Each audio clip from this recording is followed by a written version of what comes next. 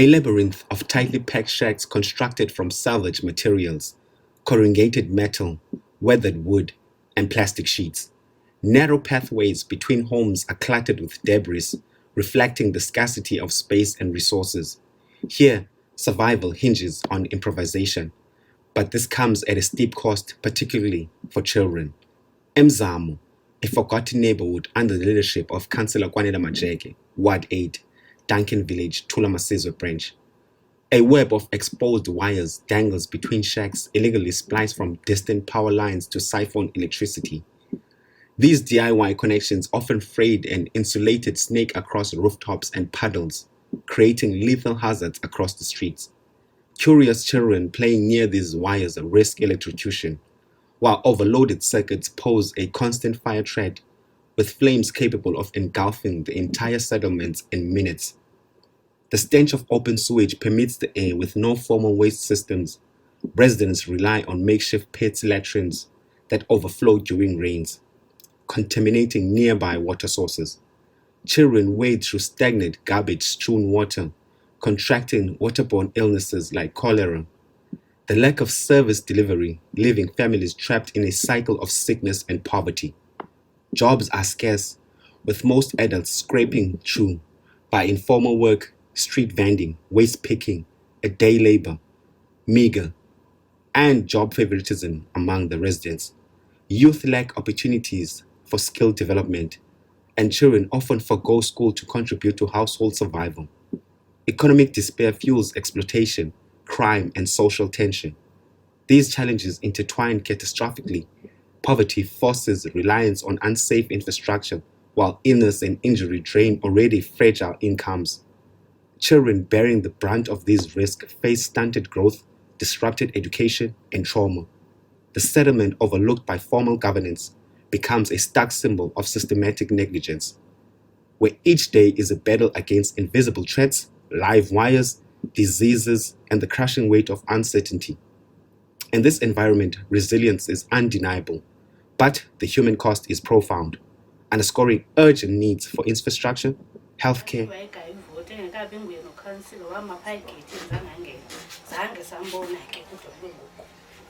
wamapha egeyithini le ntwana i-disabled le hayi ntwana yam bakhona abantu bakamasipala abazawufumana indlu zangangeni wamapha ngapha kwegeyithi zange wangena apha ngakwazi awuphangeli wena andiphangeli ndim usister wam ibe nguyonela ibe ngumama lo mntana ibe ngumntana ibe ngulo ibe ngobrother mbayi-2 bahlala kukonke akho nomntu oswelekileyo yabona kwabantwana ukhona owalekela lona oswelekileyo naye be-disabled unina waretshelwa apha endlini kwangumntu alapha ekuhlaleni owaziwayo qha kaloku kuba thina singaba bantu bangafunwayo yabo so ayehambela phambili ndaye ezikomitini ayehambela phambili ihlala apha emveni kwam ikhona ngomthetha beyenzi loo mithilelo ngononto emboxweni ikomiti yona ngumalangeni ulapha naye ikhona futhi okay akakudanga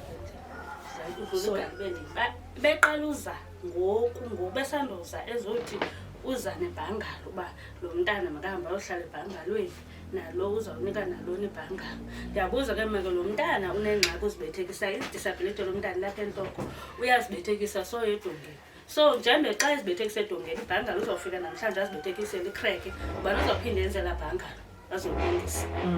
Wathi ke na hayi ibhangalo badatyulishiwe wabe ithetha ke nalo komiti lapha ngemva uba makahamba abheke ibhangalo lo mntana okanye and sizawuza neform talatsha asayinise iform kufuneka ndim kaloku kufuneka esayine iform lo mntana ahamba ohlala kwinaleti yamagesi ukwenzela azoyokuzibethekise ngedonga ngentloko edongeni azokwazi ukuphuma abheke kweli bhangalo kwabe kuthiwa makuhambe nalo ndawukwazi uthetha uthi mabhekelise intambo apha ngasendlini because kaloku bathi wonke umntu uyawububani kuba ngathi ngoku mna ndifuna ukulayitwa so wathokwa nomfumana masephuma amagwebu ndamsempilweni ndandiyifuna ke naleyo qha kaloku akubikho mkhondo kwalapha kukhansila bonke ookhansila ndiyayazi le meko lo mntana wavela wathi mandimnike i-certificate ikopi ye-certificate salo mntana uzawufumana indlu wade waphelelwa yilaa nto ukake ngoku uba ikhansila kwangena lo naye wathumela utalasha uba ngeze ndimnike ikopi ye-certificate salo mntana uba uzawuphunyelwa yindlu beboma naye uzawuphelelwa ngoku bonke ngabafikayo benza loo nto phofu akho nomnye wakhe wangena apha endlini njengembeni nani ezongena nje. And uba kuyanetha bunongena bona le room bahlala kuyo kumanzi because bekunethile. Amanzi ayangena lo mntana uphakama ebhedini awuqhuphwa kula manzi atyibile kabe yiloo. And ke ngoku xa kuphuma izinto zabantu kungene amanzi apha ekuhlaleni kuye kubhaliswa abantu abangelwe ngamanzi. Bhaliswa abantu elalapha igama elibhalisiweyo kuyothathwa kuyonika umntu obengakhange abhaliswa. Akho mntu wakhe wafumana nto apha endlini. 1995 umama wayehlala apha wabhubhe lapha okokubona ukuthi hayi naye izinto zakhe zikokhansila kuthiwa hayi ziyaphuma izindlu zabantu abadala zaphuma zange wayifumana wade wabhubha. So inoba ke sidalelwe ukuba singancedekanga. Ndingumama oxhamntwana ndihlala apha kwa-781 eMzamo kuwadi 8 phantsi kokhansila uKwanele Majeke.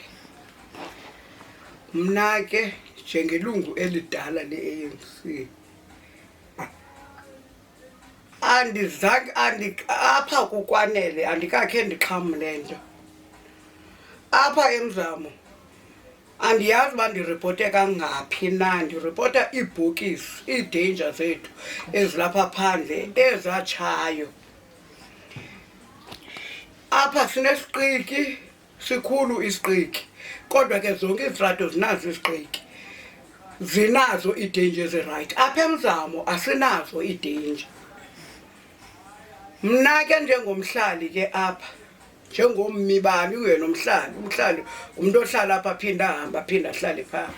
Mna ke njengommi apha ndinaye nonyana apha, ndinabo nabazukulwana. Kuba kwiprojekthi apha zange baxhamle apha phantsi koKwanele Majeke ongukhansila walapha eWard 8. Ndiye amatyelityeli kwintombazana enguward committee yalapha eMzamo. Umntana mosongumfana kafana umntana oyintombazana akakwazi yena uzithethela athi ngolu hlobo nohlobo. Ndinonyana owapasayo grade 12 ndakhe ndamqhubekekisa ke wenza i-human resource wayeyenza kwenye kwezikolo ezilapha eOxford ezibhatalwa imali. Ndaye ndoyisakala ke ukumbhatalela ikhosi ndiyigqibe kuba ngelo xesha ndandingenajob istable, ndandiphangelela iprojekthi ke wawusebenza unyaka iphele icontract uphinde uaplaye ngokutsha kuxhomekeka uphinde uthathwe.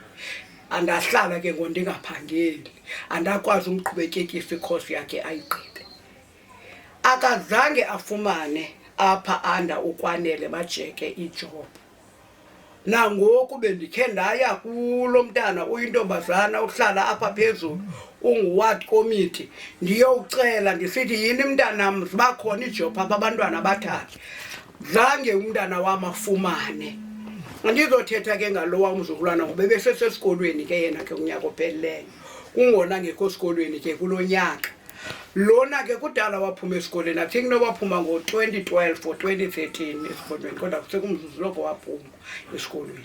Akakakhe ayifumana ijob apha mna ndibona zifunyanwa ngabantu abasemagalini bayaphindaphinda. Iyaphela kuthiwe iphelile bahlala intsuku baphinde bangene ejobini. Apha ke ku-forums, apha mna koo-forums andikababona abantwana abaphangelayo. So andiyazi noba ke ANC abantu bamagali noba yomntu wonke na, andiyazi uba kwenzeka ntoni na. Ethanga ukuba kaloku thina yonke le mihla sinengxaki yongabi nambane. Apha ndafelwa ifriji yam ayisebenzi, ii-microwaves zethu azisebenzi ngenxa yengxaki yalo mbane sinawo apha eMzamo. Kudala uKwanele simxelela. Nangoku bekhe wabiza imeeting apha eGombo Welfare esithi kufika umasipala uzokwenza inceba kubantu abaneebhokisi ezirongo nabantu abaneengxaki zemibane nezezindlu ezingarejistarishwanga. Ndandiyawa khona kulaa meeting naphaya ndaphinda ndayiphakamisa into yezibhokisi uba ceba uthini nangezi bhokisi zethu zalapha eMzamo. Wathi ke hayi into yezabhokisi ndizawubona uba ndiza kwenza njani, namhlanje ndizawukhe ndibe nemeeting nani phaya eMzamo. Akakabi nayo ke imeeting nathi apha eMzamo, andiyazi iyawuba khona nini na imeeting nathi. Bendibawela mna unyana wam ungangawufumani umsebenzi ngoba ke mna kandisekho xabisweni ndawuphangela, andikwazi uphangela. akwazi bancedisane nam apha endlini ngoba ngoku yonke into ixhomekeke kum nam mntu wamkela inkamnkam. Nezi danger zethu ke zombane ngase nazo ke indima yazo ijongwe zilungiswe ukuze siphinde sibuye sibe nazo izinto ngoba ngoku asinazi ifriji, asinazi microwave, asinazi bane zirayithi ziyatsha ngenxa yemeko yeza danger zidlakadlaka singenazo. Bendibawela loo nto ke kutata angakha sincede khe uqwalasele kakhulu umba wezi danger zethu. Kulikani ndithembe ngako yandibona uba ndimdala kodwa zahlala egaleni yabona indlu kudala nayifuni makusaphose uba nendlu and then nabantwana abantu abazukulwana nabo badala ukufa yabona ngoba uninzi bethu naqonda uba heyi ndayicinga uba ndizawuthini na ndizawuthini. Luckily ndafumana indlu ebhotisayo uforum yabona lokhu uforum ndihlala kuthi mqeshile laa forum yabona for ifemeli yam yandiboma ndihleli ndedwa bayeza apho bazothatha loo nto bayithathayo bakugcwele ngamagxokogxoko empahla yabona ndisho ukuthi sisikhalo sokuqala esiya eso bandikhala kudala nakhala ke yabo iminyaka ayingonyaka ndikhala ngendlu okanye izindlu uba zimbini for indlu yefemeli yam nefemeli nathi but kunzima yabona phaa elaa nto eKosi kukhona laa ndawo phaa kuthiwa yinto laa ndawo kanene xobheka phaa ebleyo yabona abantu baphaa iifemeli zabo nabani zinezindlu zazo nabantwana bazo banezindlu zabo yabona. Ndanoyibuza loo nto leyo kwathiwa heyi ndathanda uthetha azuceba ngubani into watshoyo yabona nangoku ndisakhala yabona uba ndimdala ndizawusuka ndihambe uhamba ke kukubhubha yabona ndingayifumani indlu ndishiya abantwana bam bengenandawo yokuhlala yabona. Zininzi mhlobo wam into enokuthetha ngazo ndiyaqako ngenxa yale meko ndikuyo sukuthi lezo zikhalo zinjalo ya andincedakali yindlu le ndisayikhalelayo nemeko yokuphila yonke laa nto leya yaqona mandidibanise yonke laa nto yaqona ayikho rayithi nayo imeko yokuphila sovula apho ma ukuthi ndikuloo ntlungu injalo xa ndoyika uba ndingakhala esithubeni ndithi ndifuna uncedo mathiwa ndiligeza ngoku ndingelogeza yabona. So ndisentlungwini mna nalo sisi iyayibona laa nto qha andithandi uthetha ya umthetho lo wam yabona. Ndixa sendithetha ibe ngathi ndiyapolitika kanti andipolitiki ndityiwa yintlungu yabona. Ukuthi mhlobo wam yiloo meko le indibethayo yabona. Kudala ndihambisana ne-ANC iminyaka nothi ngoku nalo sisana lo ndiyamazi naye qha ke andifuna ube ndisithi hayi kwathini but andikho ndaweni bandingawenga ndawo uba sendaweni bendihoya uba ndilungiselelwe mna nabantwana bam qha bayikhona indlela. Yho yabona la apha eMoscow ndim oqala igali lokuqala apho ngo-1991 andisonke ya balake laphatha indlu nangoku nalo Bugatti usayigcinela nawo ya igaqoligali sensho sendinothetha intliziyo yam ndiyiva uba iligazi qha ke. Hello, igama lami ndinguYolanda Ngomonye, ndihlala kwa-802 eMzamo Street kwa-Ward 8. Ukhansila wethu ngukhansila Kwanele Majeke. Elam ibali ndandive apha kuthethwa ekuhlaleni So ndavuka, I think it was 8 o'clock in the morning, ndafika phayana ii-requirements zonke ndinazo. Then safoliswa ke, then kwabe kuzosayina ii-contracts, sanikezwa ii-contracts esandleni.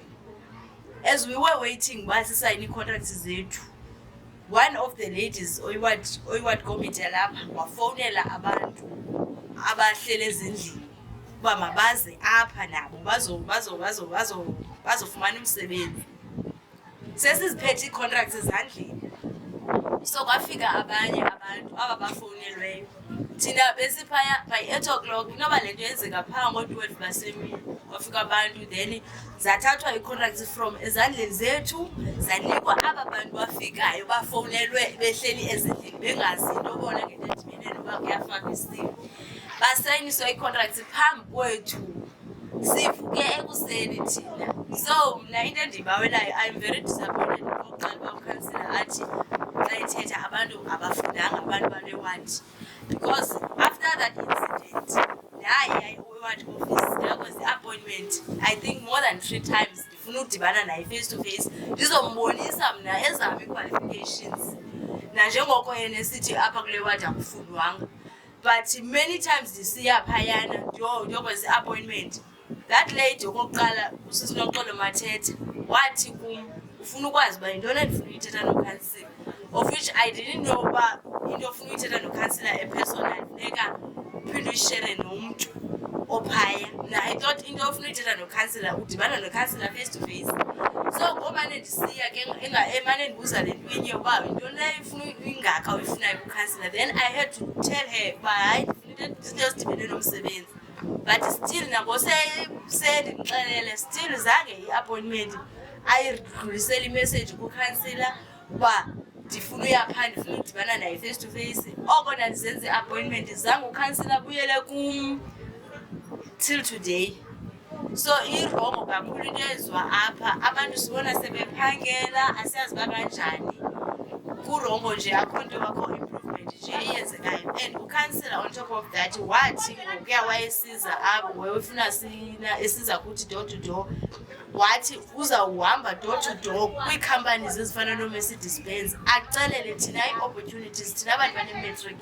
But I don't know uba how far loo nto leyo seyenze how far sehambe kangakanani na.